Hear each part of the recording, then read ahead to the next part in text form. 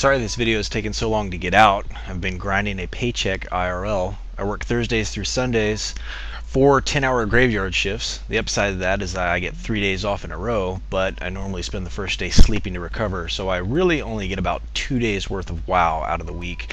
Thanks again to everyone who subscribed, and thanks for your patience in waiting for the video. Alright, the main question I get from everyone is for me to explain my Frost Spec. So here it is. It seems for some reason there are a lot of mages out there asking me why I don't stack int and haste like the rest of them, so I hope this video will adequately explain that. To begin with, we'll go over basic stats needed for any Mage PvP spec. For those of you new to the Mage class or even new to the game, it should be very informative, and for those of you with more experience both with Mage class and the game, I hope you will find it a pleasant review. You get your stats from gear, so think of this as the gear portion of the tutorial. Hit chance should be close to max as possible because you don't want any of your spells to miss. When you mouse over your hit chance, you will see there are other levels listed. The higher levels are for PvE only, so concern yourself with just the first tier because that's the level of other players. Spell penetration reduces the chance your spells are resisted. There are a lot of buffs that give resistances, such as Mark of the Wild, Mage Armor, and the Paladin Aura. The most resistance granted is from the Paladin Aura, which gives 195 resist. So when I say spell pen capped, I'm talking about having enough spell penetration to negate that aura. I feel it's really important to meet these two stat caps first because nothing can be more frustrating in the middle of combat than having a crucial spell resisted or missed.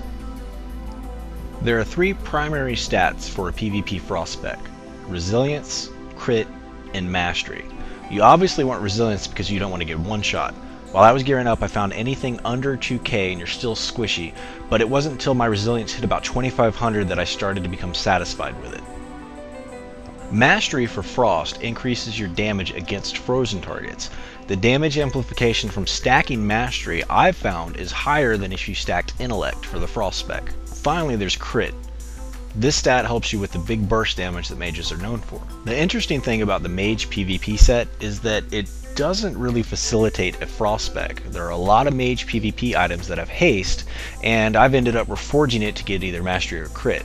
So with that in mind, the trick is to figure out what PvE items are worth the decrease to resilience for the increase in damage.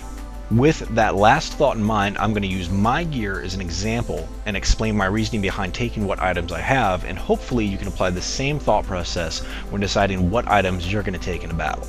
I'm using the Epic PvP Helm. The head enchant is from Wrath because I haven't had a chance to grind up my Guardians of Hyjal rep yet. My meta gem is a Chaotic Shadow Spirit Diamond. It's very conducive to the Frost Spec because most of the damage you do comes from crits. I've gemmed it with an Artful Ember Topaz to get my socket bonus, and it counts as one of the red gems I need to activate my meta. For my neck, I'm using the Epic Caster reward from being exalted with Wildhammer Clan. I've decided to sacrifice the 119 resilience I can get from either of the Mage Honor neck pieces because the rep reward increases Mastery and Crit without having to be reforged. Conversely, if I was to take the Spell Penetration Honor piece, I would also have to use a gem slot to reach Spell Pen Cap.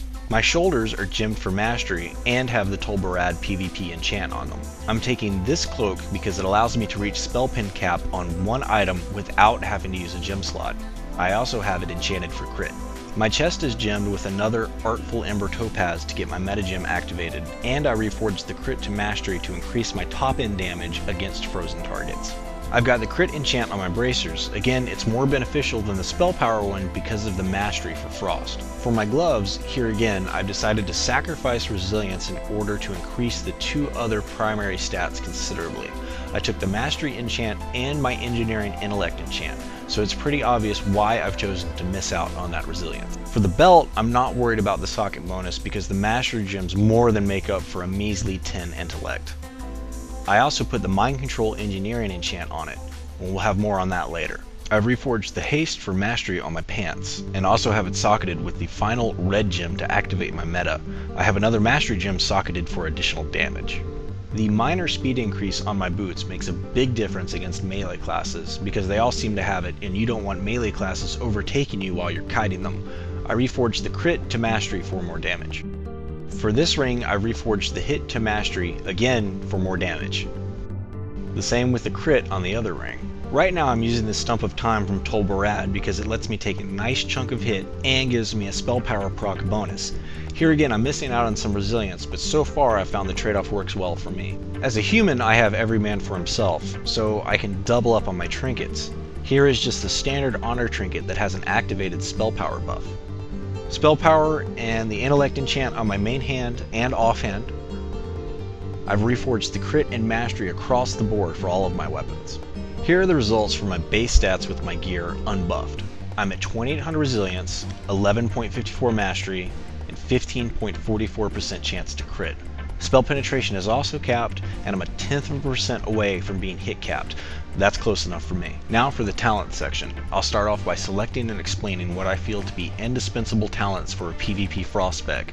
Then we'll branch out into variations you can go after that, and discuss the pros and cons of each. Beginning with primary talents, we'll start off with Shatter, which multiplies the critical strike chance against frozen targets by 3, and 20% extra damage with Frostbolt against those frozen targets. We'll take Piercing Ice, which adds an additional 3% crit, Improved Cone of Cold that freezes the target for 4 seconds. It's great because most of the damage from Frost only happens when the target is frozen. Ice Flows for obvious reasons. Permafrost for me, it's not because of the additional snare, but the reduction against your target's healing. Icy Veins again for obvious reasons, and for another that I'll get to shortly. Fingers of Frost all the way, first for the extra damage, and second, when the proc is up you aren't dependent on the target being frozen. Improved Freeze because it allows your pet's ranged Nova spell to give 2 stacks of Fingers of Frost on demand whenever you need it. Cold Snap, obviously. Brain Freeze, I'll explain soon. Ice Barrier for damage mitigation, and 2 points in Frostfire Orb.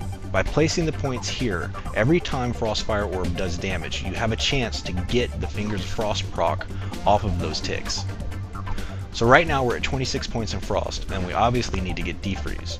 Here's the spec I'm currently running with. I've taken 2 in Enduring Winter, which at first glance might seem like a PvE talent, but in a moment I'll go over the glyphs and how abilities stack, and you'll see why I've chosen it. I've also put 2 points in Shattered Barrier because it's simply another way to freeze your target and get the benefit from your Frost Mastery. In Fire I've taken Master of Elements, Burning Soul, Blazing Speed, and Impact. Here are my current glyphs and how all these abilities stack together. The first prime glyph I've taken is Molten Armor. So remember I was at 15.44% chance to crit. Now with a glyphed Molten Armor buff it's over 20%. It also stacks with Piercing Ice for an additional 3%. And now Shatter, which multiplies my crit chance against frozen targets by 3, I'm actually sitting at 70.32% chance to crit against frozen targets. The downside to running around with Molten Armor is that you burn through your mana rather quickly. To mitigate that, I have Master of Elements, so every crit will refund 30% of its base mana cost, combined with the 6% mana cost reduction of Enduring Winter, as well as the 1% mana regen proc it grants. This saves me from having to stop DPS and using a mana gem or evocating to get my mana back. The other 2 prime glyphs I have is Ice Lance and Frost Firebolt. The extra damage I get from the Frost Firebolt glyph is at the cost of Frost Firebolt not snaring the target, but I find this is an easy trade-off to make because as a Frost Mage you have plenty of other ways to snare a target. Let's take a quick break from all this information and demonstrate how it all comes together. This is my Guildmaster and Threes partner Realm. My other Threes partner is my girlfriend Liliqui. Our rating isn't the best yet because we're still getting her DK, a full set of PvP gear. But once we finish that up, we'll give arenas a more serious attempt than this trying to win the minimum amount of games for our conquest points. For this demonstration, instead of a target dummy, which is mainly for PvE, I'm going to use Realm.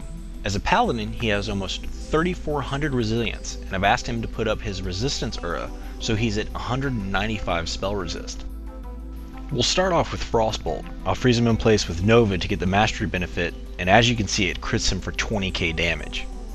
Next we'll try out Glyphed Frost Firebolt. Again he's frozen in place to get the mastery benefit, and it crits for almost as much as a Frostbolt. This gets even better when Brain Freeze procs, because then it's an instant cast. Here's the damage Ice Lance can do.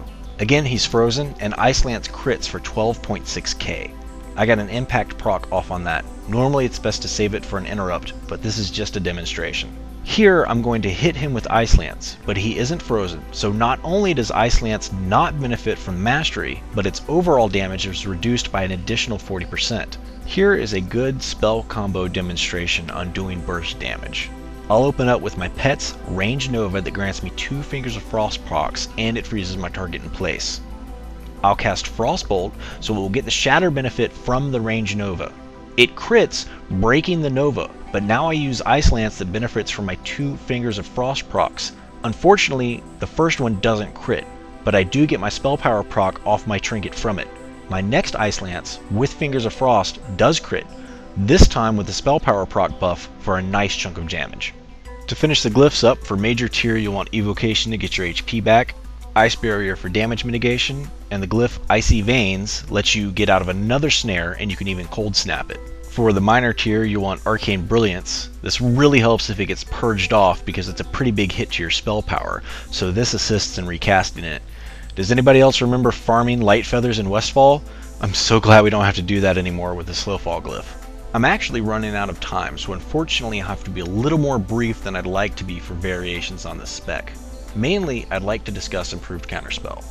To improve counterspell, or not to improve counterspell? That is the question. If you interrupt someone with counterspell, you silence them. The recent patch brought this down from 8 seconds to 7 seconds, but there's still a difference of 3 seconds to consider. My personal preference is not to take it. I find Deep Freeze and Impact stuns more than make up for it, but your situation might be different. Your latency is a huge factor. If you get some bad lag, improved counterspell can help out a lot. You'll also want to base your decision depending on who your arena partners are. They might already have a silence that can be used instead of you having to spend the talent points on it, but you might need to take it still if you want to chain silence while bursting down a target in arenas. Effectively switching between the 3 types of spell armor can really make a difference. By default, especially when expecting world PvP, just run around with mage armor. This way, if you get jumped, you're guaranteed to have most of your mana unspent and ready for the fight. Use mage armor against shadow priests and locks because of the dot duration reduction. You want to use frost armor against melee like DKs, rogues, warriors, and pallies, and switch to molten armor against other mages or when bursting down your target. Finally, let's go over some of the spell combos for Frost. I've already shown you while casting Ice Lance against a target that isn't frozen is a bad idea. So, with that in mind, the first rule of Mage Frost Spec is do not spam Ice Lance. The second rule about Mage Frost Spec is do not spam Ice Lance. And the third rule is, you know what, I can't think of anything clever to follow those 2 up, so let's just say something along the lines of learning from your mistakes, or if anything, it's just a game, have fun. Those would probably be the top 2 contenders for rule number 3. The point I'm trying to get across here is that I see a lot of mages get a target down to about 10% and then they lose it and just start spamming Ice Lance. They nerf their own damage because they get trigger happy or tunnel vision or whatever you want to call it, and it's this mistake that allows their opponent to make a comeback. Conversely, I've seen a lot of mages who get down to 10% HP, lose it, panic, and they start spamming Ice Lance. So keep that in mind, because as a Frost Mage, keeping your cool, no pun intended, will make all the difference in PvP. Since I'm limited to 15 minutes here on YouTube, I've created the following charts to illustrate what I feel to be the most effective spell combinations for Frost. Feel free to pause the video now, or come back to this after you're finished watching. That pretty much covers the academics. In conclusion, I feel that covers probably 90% of everything there is to know about Frost Spec. The other 10% is really highly situational tactics. I'll read up in the comments below and see if there are any questions I can answer in a follow-up video. The next tutorial will be on Fire Spec. Again guys, give me some time. I've got a full-time job IRL and the hours are pretty killer, but with the economy the way it is, I'm just grateful I'm getting a paycheck. The last word on this video is that it's just a guide to help those who want it.